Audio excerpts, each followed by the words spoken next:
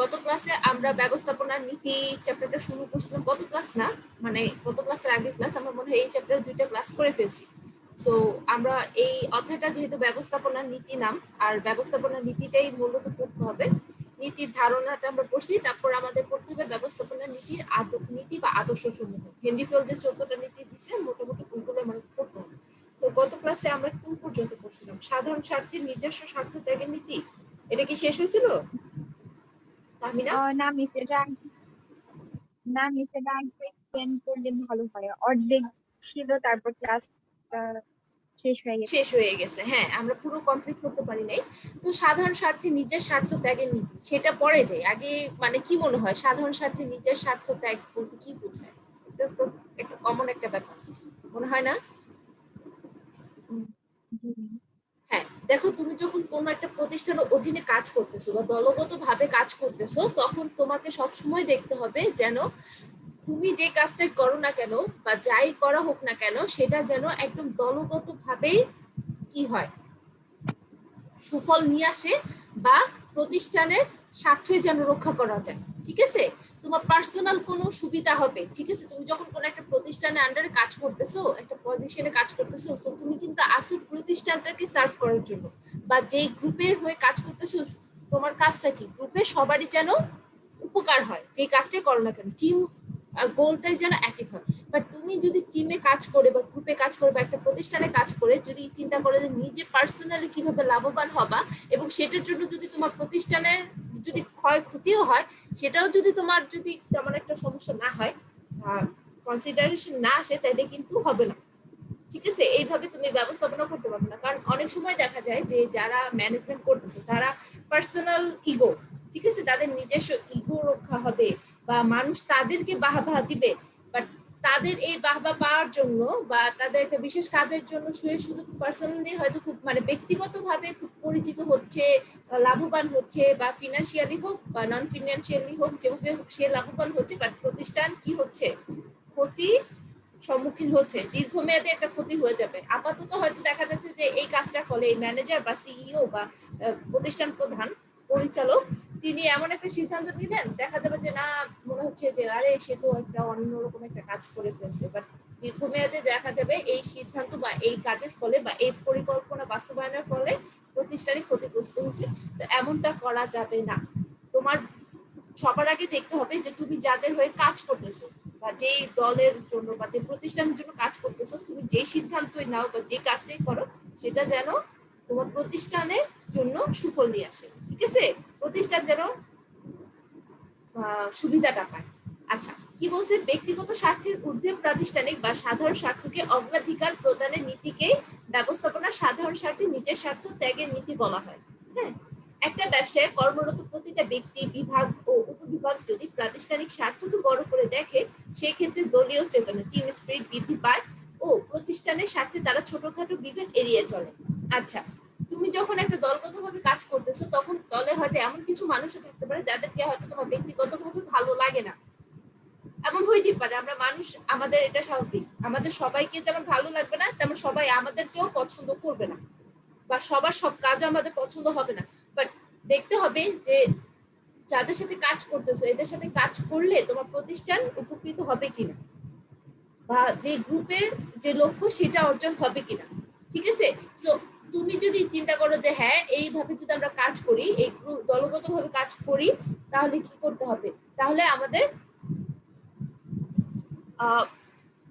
যে লক্ষ্য সেটা অর্জন হবে, এবং সেই লক্ষ্যটা অর্জন করার জন্য আমরা মিলেমিশে কাজ করব, মাঝখানে আমাদের মাঝে কোনো ঝামেলা করা যাবে না। দেখো, যখন একটা একটা দলগত দলের মধ্যে নিজেদের মধ্যে ঝামেলা থাকে, তখন কিন্তু দলটাও যেমন অনেক দলের মধ্যেও যেমন জটিলতা সৃষ্টি হয়, তেমন যে লক্ষ্য বা উদ্দেশ্য থাকে বা যার জন্য তারা দলটা গঠন করছে, সেটা সে লক্ষ্যটা অর্জন করা সম্ভব হয় না। ঠিক প্রতিষ্ঠানের ক্ষেত্রে একই রকম, এদের প্রতিষ্ঠান অধিক মুনাফা অর্জন করতে পারে, মানে যদি তোমাদের মধ্যে টিম স্পিরিটটা থাকে, দলীয় চেতনা, সবাই একসাথে কাজ করবো, নিজেদের মধ্যে যে ছোটখাটো বিভেদগুলো আছে এগুলো এড়িয়ে চলবো, এতে জনশক্তির বেতন ও সুবিধাও বাড়ে। দেখো, প্রতিষ্ঠান যদি লাভজনক হয় বা প্রতিষ্ঠান যদি মুনাফা অর্জন করতে পারে, তখন কি প্রতিষ্ঠান কি করবে? তার যে কর্ম, মানে জনশক্তি যাদের মাধ্যমে তারা এই অর্জনটা করছে, সেটা কি করবে? তাদেরকেও বাড়িয়ে দিবে না, বেতন সুযোগ সুবিধা বাড়িয়ে দিবে না? একটা ভালো প্রতিষ্ঠানে বেতন বেশি থাকে না খারাপ প্রতিষ্ঠানের থেকে? জি অন্যদিকে মিস। যদি কর্মরত প্রত্যেকে নিজের স্বার্থকে বড় করে দেখে তবে প্রাতিষ্ঠানিক বা সাধারণ স্বার্থ ক্ষতিগ্রস্ত হয় এবং এক পর্যায়ে প্রতিষ্ঠান বন্ধ হয়ে যাওয়া সবাই ক্ষতিগ্রস্ত হয়। দেখো আমাদের সরকারি প্রতিষ্ঠানগুলোর ক্ষেত্রে দেখো আমরা সবাই জানি যে সরকারি প্রতিষ্ঠানে বা যে কোনো সুযোগ সুবিধা নিতে গেলে বেশিরভাগ সময় আমাদের কি করতে হয়, আমাদের মানে কি বলে অনেকটা মানে যাদের অনেক ক্ষমতা পাওয়ার আছে তাদের সাথে পরিচিত থাকতে হয় এবং সেটা যদি আমাদের না থাকে তাহলে হয়তো আমাদের এক্সট্রা কিছু টাকা পয়সা খরচ করতে হয়, মানে ওই যে ঘুষ টুসের মতো ব্যাপার আছে। হ্যাঁ, তো সরকারি প্রতিষ্ঠানে যারা কাজ করে তারা কি করে, তারা তো সরকারের প্রতিনিধি, মানে তারা জনগণকে সেবা দেওয়ার জন্য। বাট এটার ক্ষেত্রে তারা কি করতেছে, নিজেদের স্বার্থ দেখতেছে নাকি প্রতিষ্ঠানের স্বার্থ বা জনগণের স্বার্থ দেখতেছে? কি করতেছে এদিকে? নিজেদের স্বার্থ দেখতেছে। সো নিজেদের স্বার্থ দেখার কারণে, হ্যাঁ, নিজেদের স্বার্থ দেখার কারণে কি হচ্ছে, জনগণ তাদের উপর আস্থা হারিয়ে ফেলতেছে, তাদের সার্ভিস কোয়ালিটি বা মানে সেবার মানও যেমন খারাপ হয়ে যাচ্ছে, একইভাবে প্রতিষ্ঠানটাই কি হচ্ছে, দুর্বল হয়ে যাচ্ছে। ওয়ালাইকুম সালাম মাইমুনা। প্রতিষ্ঠানও ক্ষতিগ্রস্ত হচ্ছে। একটা দেশের ক্ষেত্রেও এই নীতি প্রযোজ্য। সরকার, সরকারি কর্মকর্তা থেকে শুরু করে সবাই যদি দেশপ্রেম নিয়ে দেশের স্বার্থকে বড় মনে করে কাজ করে তবে দেশ ও দেশের মানুষ সবাই উপকৃত হয়। কিন্তু যখন প্রত্যেকে যার যার জায়গায় ব্যক্তি স্বার্থ চরিতার্থ করার অগ্রাধিকার দেয় তখন এক পর্যায়ে দেশ ও জনগণ সবাই ক্ষতিগ্রস্ত হয়ে থাকে। আচ্ছা, এরপরে হলো জোড়া মই শিকলের নীতি। এটা আমার মনে হয় 14টা নীতির মধ্যে সবচেয়ে পেঁচালো এবং সবচেয়ে জটিল একটা নীতি। কিন্তু এটার কনসেপ্ট, এটা বলতে যা বুঝাইছে সেটা কিন্তু খুব সোজা। তাহমিনা এবং মায়মুনা, আগে তো পড়ছিলাম জোড়াময় শিকলের নীতি, এটা বলতে আসলে কি বুঝি, বুঝি কিছু কিছু মনে হয়? মিস, একটি কাজের সাথে আরেকটা কাজ যখন আম, হ্যাঁ, বলে যাও।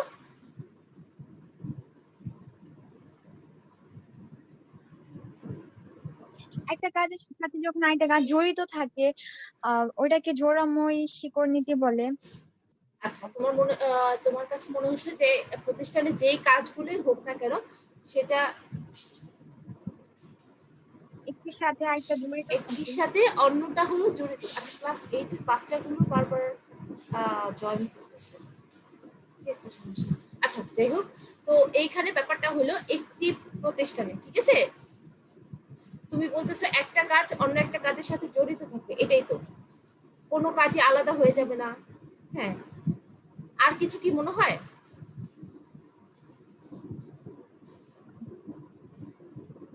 এটার মধ্যে কেউ কার অধীনে থাকে না, নিজের কাজটা নিজে করে। আচ্ছা, কেউ কারো অধীনে থাকে না, নিজের কাজ নিজেই করে। আচ্ছা, আচ্ছা, ঠিক আছে, দেখো এইখানে ব্যাপারটা এরকম না।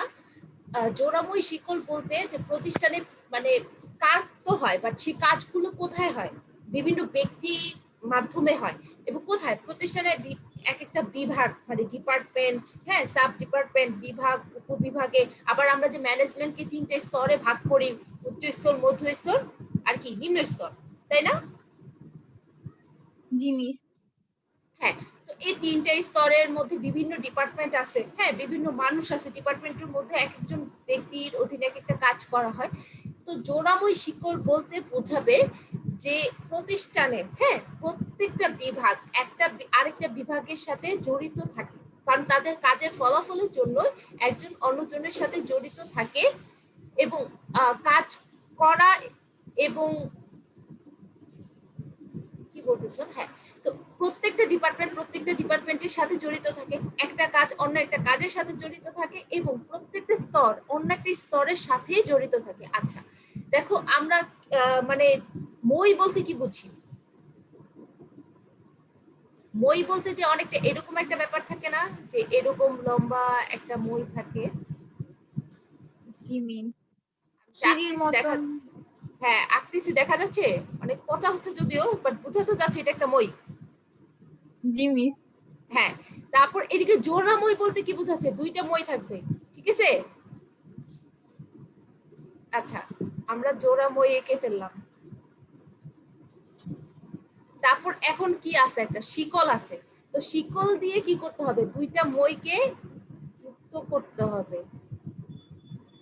আচ্ছা, তো দেখো এইখানে যদিও খুব হাস্যকর দেখা যাচ্ছে, বাট বুঝার সুবিধার জন্য বলতেছি, আঁকলাম যে দেখো এইখানে দুইটা আমাদের মই আছে, দুইটা মই কি আলাদা আছে এখন আর না, একটার সাথে অন্যটা কানেক্টেড।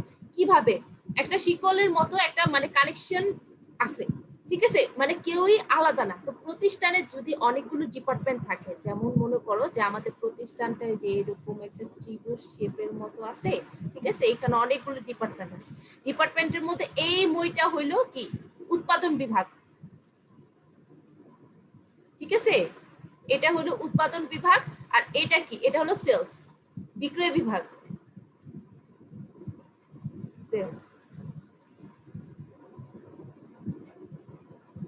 আচ্ছা, তো এইটা হলো উৎপাদন বিভাগ, এটা হলো সেলস বিভাগ। এখন দেখো এই প্রতিষ্ঠানের একটা বিভাগের বিভিন্ন স্তর আছে, এই উৎপাদন বিভাগে উচ্চ স্তর ব্যবস্থাপক, মধ্য স্তরের ব্যবস্থাপক, নিম্ন স্তরের ব্যবস্থাপক আছে, আছে।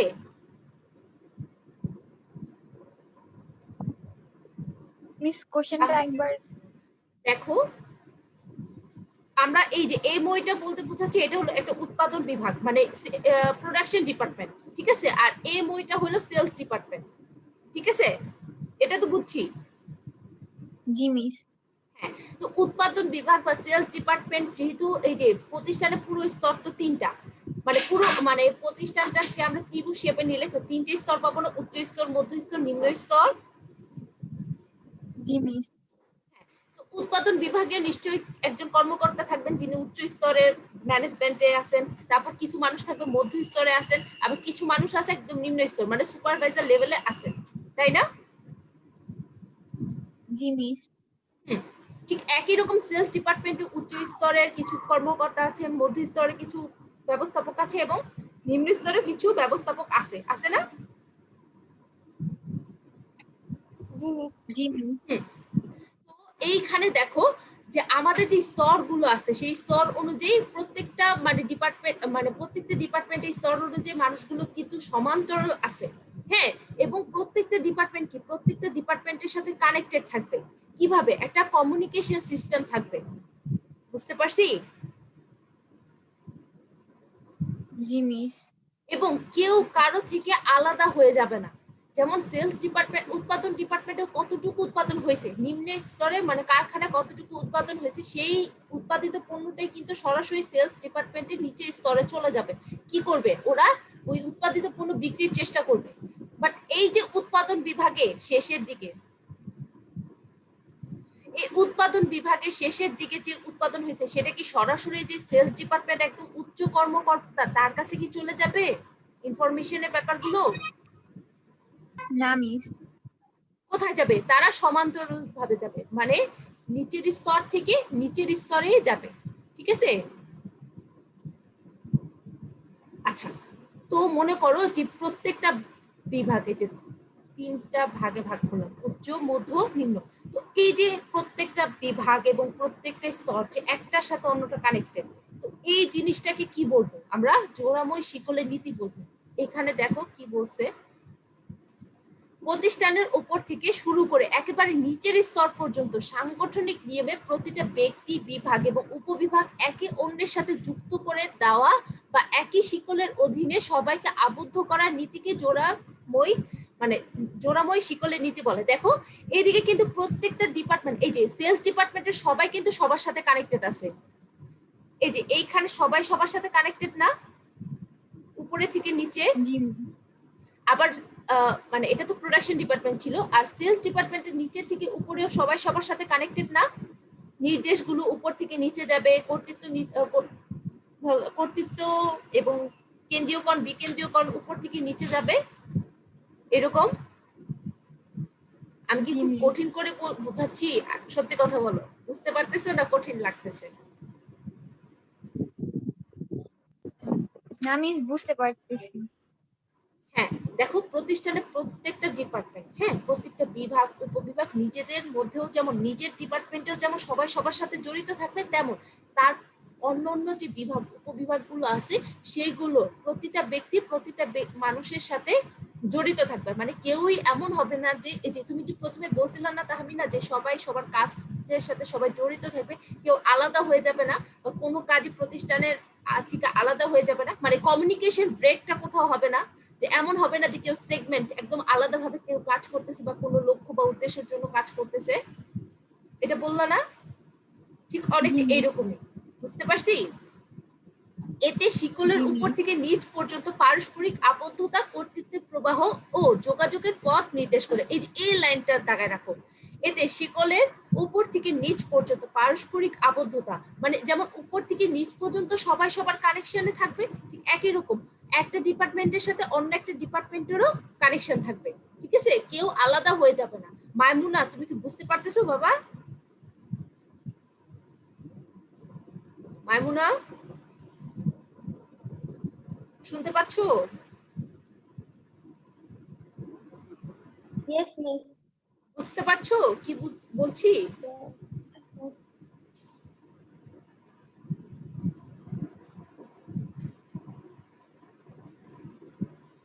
আচ্ছা, তার মানে উপর থেকে নিচ পর্যন্ত যেমন সবাই সবার সাথে কানেক্টেড, ঠিক তেমনই মানে পারস্পরিক যে ডিপার্টমেন্ট গুলো আছে যেটা যেটার সাথে জড়িত কাজের জন্য, কারণ উৎপাদন যতটুকু হবে বিক্রয় কিন্তু ততটুকুই করা সম্ভব, আবার বিক্রয় ডিপার্টমেন্টে যতটুকু ডিমান্ড আছে ততটুকুই কিন্তু তারা উৎপাদন করতে যাবে, তার মানে আমরা বুঝতেছি প্রত্যেকটা ডিপার্টমেন্টের সাথে কানেক্টেড। আবার উৎপাদন করতে গেলে তোমার কি লাগবে, কাঁচামাল লাগবে, সেই কাঁচামালটা ক্রয় করার জন্য টাকা কোথা থেকে আসবে, ফিনান্স ডিপার্টমেন্ট থেকে আসবে, তাই না? আবার তোমার কতটুকু টাকা পয়সা খরচ হচ্ছে, কোথা থেকে মানে কিভাবে লেনদেন হচ্ছে অর্থের, সেটা কি আবার অ্যাকাউন্টস ডিপার্টমেন্ট লিপিবদ্ধ করে রাখবে, রেকর্ড করবে, বুঝছি।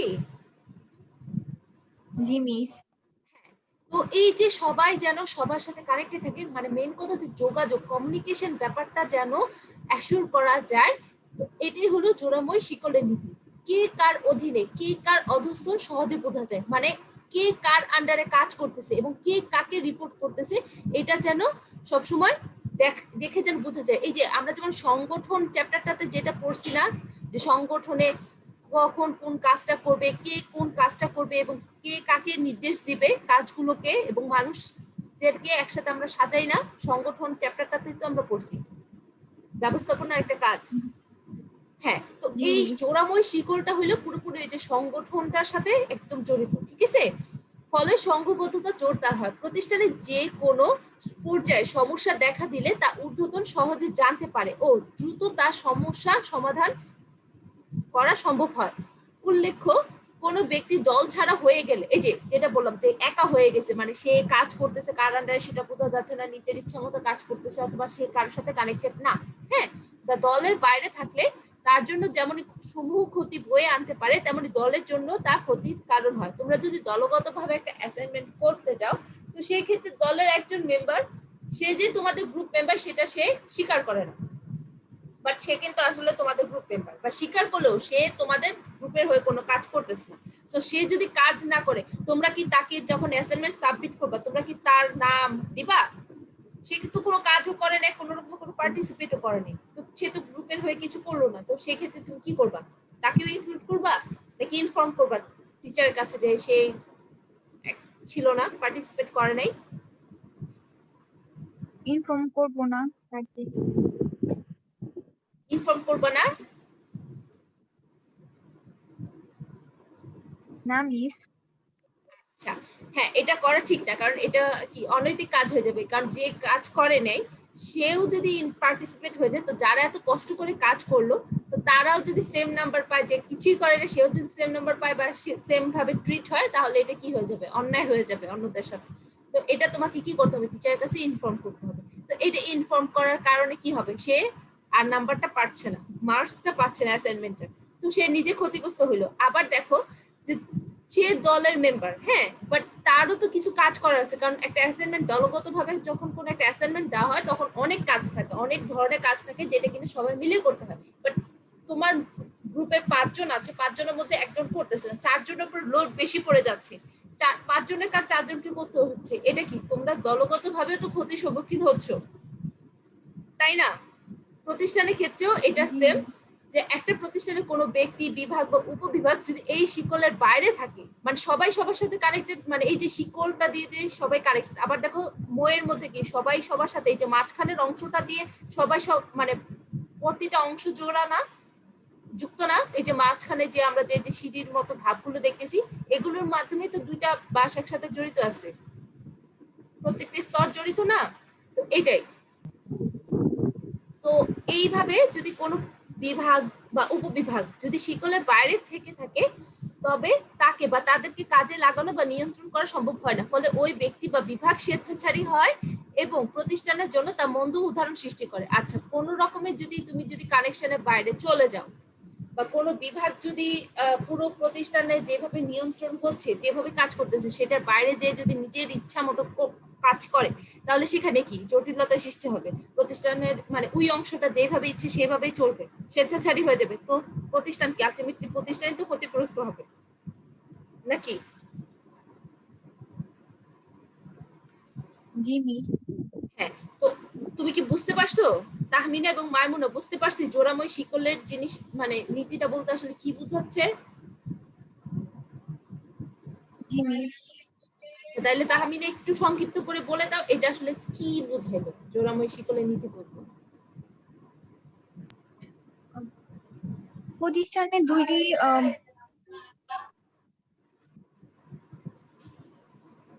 সরি মিস, প্রতিষ্ঠানে দুইটি বিভাগ, দুইটি ইয়া থাকবে, উৎপাদন বিভাগ আর বিক্রয় বিভাগ, ওটা দুটো একসাথে জড়িত থাকবে মই শিকড়ের নীতির মতন। উৎপাদন বিভাগের কাজ উচ্চ হ্যাঁ, পর্যায় থেকে আসবে, উচ্চ পর্যায়ে, মধ্য পর্যায়ে, নিম্ন পর্যায়ে সিরিয়াল মানে সিরিয়াল ভাবে আসবে। আর বিক্রয় বিভাগের কাজ উৎপাদন বিভাগের সাথে জড়িত থাকবে, আর ওটা নিম্ন পর্যায় থেকে উচ্চ পর্যায়ে ব্যবস্থাপকের কাছে যাবে। মিস হ্যাঁ আমি এটা, বুঝতে পেরেছি কিন্তু হ্যাঁ আমি বুঝতে পারছি তাহমিনা, না। আমি বুঝছি তুমি বুঝতে পারছো, তুমি উদাহরণের মাধ্যমে যে উদাহরণটা দিলাম সেটা বলছো, বাট একদম সংক্ষিপ্ত ভাবে যদি বলতে চাই, মানে এত আলোচনা যদি একদম সংক্ষিপ্ত করতে চাই, ছোট্ট করে বলবো যে প্রতিষ্ঠানের প্রত্যেকটা ব্যক্তি, বিভাগ বা স্তর, ঠিক আছে, প্রত্যেকটার সাথে কানেক্টেড থাকবে, মানে তাদের যোগাযোগটা একদম সুস্পষ্ট থাকবে, কে কার সাথে যোগাযোগ করবে, ঠিক আছে, বা কে কার থেকে নির্দেশনা পাবে, এটা একদম সুস্পষ্ট করা থাকবে, এবং সেই অনুযায়ী যোগাযোগ মানে কমিউনিকেশন ফ্লোটা হবে, মানে কেউ কোথাও ব্রেক করবে না, একদম নিম্ন পর্যায়ে নিম্ন স্তরের কোনো কর্মকর্তা গিয়ে একদম উচ্চ স্তরের কোনো কর্মকর্তার কাছে যে কোনো রিপোর্টিং করবে না, বুঝছো? এবার বুঝতে পারছি যে এই যে কর্তৃত্ব, মানে কে কাকে অর্ডার করতেছে বা কার আন্ডারে কে কাজ করতেছে এবং কে কার সাথে যোগাযোগ করতেছে, এবং সবাই যে সবার সাথে কানেক্টেড আছে, এই জিনিসটাই হলো জোড়াময় শিকলের নীতি। আমার প্রতিষ্ঠানে ব্যবস্থাপনা বা ম্যানেজমেন্ট করতে গেলে এই জিনিসটা অ্যাসিওর করতে হবে যেন সবাই সবার সাথে কানেক্টেড থাকে, কেউ যেন আলাদা না হয়ে যায়, কোনো বিভাগও যেন আলাদা না হয়ে যায়, কোনো ব্যক্তিও যেন আলাদা না হয়ে যায়। তো এইটাই হলো সংক্ষিপ্ত কথা। এবার বলতে পারবো? জি মিস।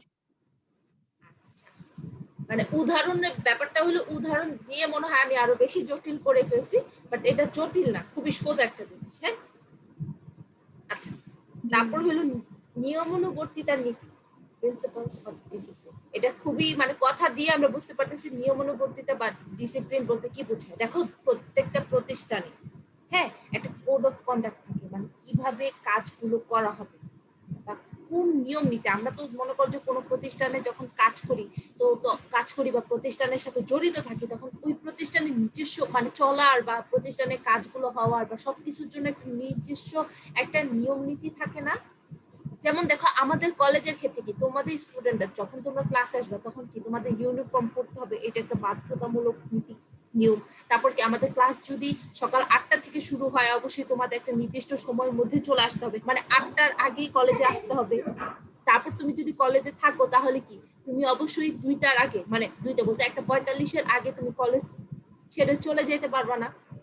তারপর কোনো মতে ক্লাস বাঙ্ক করতে পারবা না, এরকম কিছু নিয়ম নীতি আছে না? বা কারোর সাথে কেউ উল্টাপাল্টা মারামারি করতে পারবা না, কেউ কারো মানে ক্ষতি করতে পারবা না, মানে শারীরিক মানে হুমকি স্বরূপ এরকম কিছু করতে পারবা না, এরকম কিছু নিয়ম নীতি আছে না কলেজে?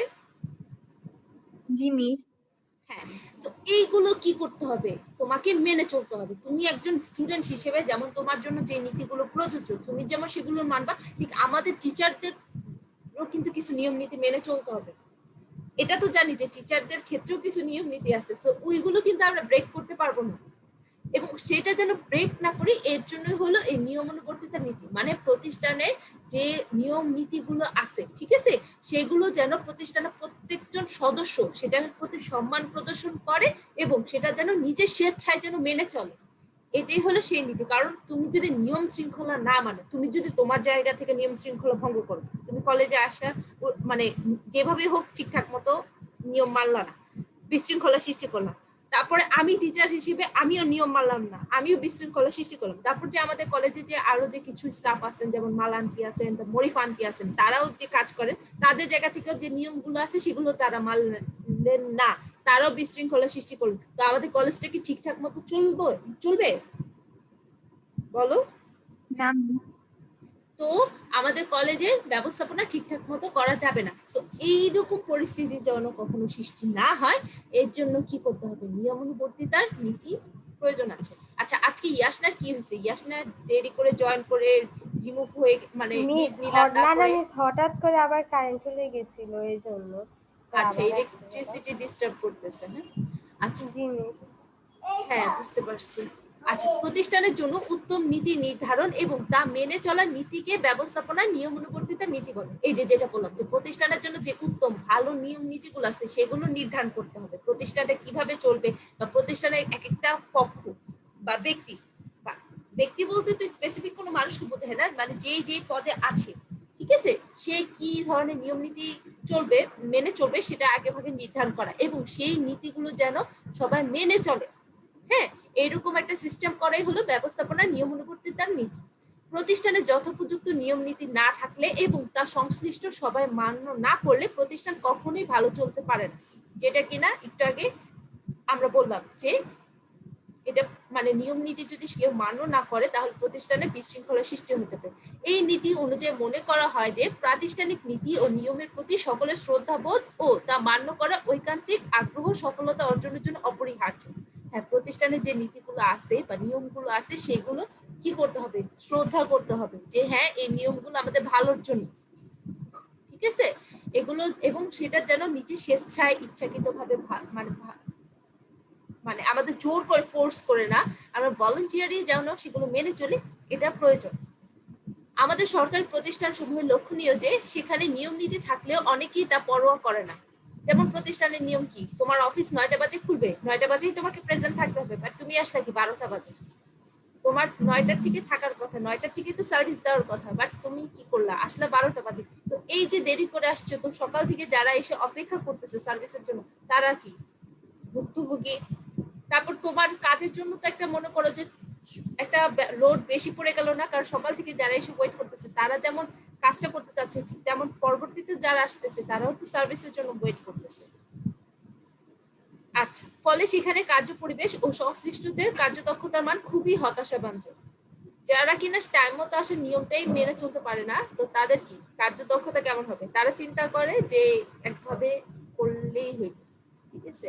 অন্যদিকে বেসরকারি বড় কর্পোরেট প্রতিষ্ঠান সমূহ সুষ্ঠু নিয়ম নীতি প্রণয়ন ও তা মান্য করার বিষয়ে খুবই জোর দেওয়া হয়, ফলে সেখানে কার্য পরিবেশ ও কার্যমান উন্নত হয়ে থাকে। হেনরি ফিল এক্ষেত্রে মনে করেছেন যে ঊর্ধ্বতনগণ যদি নিয়মের প্রতি শ্রদ্ধাশীল থাকেন তবে প্রতিষ্ঠানের নিয়মানুবর্তিতার নীতি অনুসরণ সহজ হয়। আচ্ছা, প্রতিষ্ঠানে যারা মানে ঊর্ধ্বতন উপরে পর্যায়ে আছে তাদেরকে দেখে কিন্তু নিচে যারা থাকে তারা শেখে ঠিক আছে।